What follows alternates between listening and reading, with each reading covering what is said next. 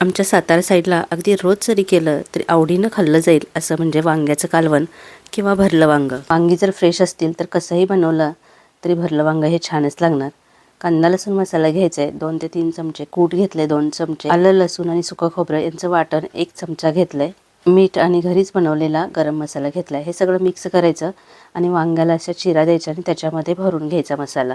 कांदा आणि टोमॅटो चांगला परतून घ्यायचा आहे. आपल्याला प्रत्येकालाच कोणाच्या ना कोणाच्या हातचं काहीतरी एक पदार्थ असतो की जो आवडत असतो. तसंच माझ्या हातचं हे जे भरलं वांगं आहे ते माझ्या मैत्रिणीला खूप आवडतं. आता ती पुण्यामध्ये राहते, पण अधूनमधून तिला याची आठवण होत असते आणि ती म्हणते सुद्धा, अगं पुण्याला जाताना हॉटेल वैशाली म्हणून आहे आणि तिथलं भरलं वांगं आणि ठेचा खूप प्रसिद्ध आहे, पण मला मात्र तुझ्या हातचंच हे भरलं वांगं आवडतं. आणि जेव्हा पण मी हे भरलं वांगं बनवते मला तिची आठवण ही नेहमीच येते.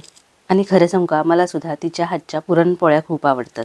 आणि असंच असतं नाही का मैत्रिणींनो, आपण कितीही सुगरण असलो तरी इतरांच्या हातचं जेवण आपल्याला टेस्टी लागत असतं. सकाळच्या गडबडीत डब्यासाठी जर बनवायचं असेल तर असं कुकरला करायचं, शिट्टी न काढता 5 ते 7 मिनिटं फक्त बारीक गॅसवर ठेवायचं. तर तुम्हाला कोणाच्या हातचे कोणते पदार्थ आवडतात हे मला कमेंटमध्ये सांगा.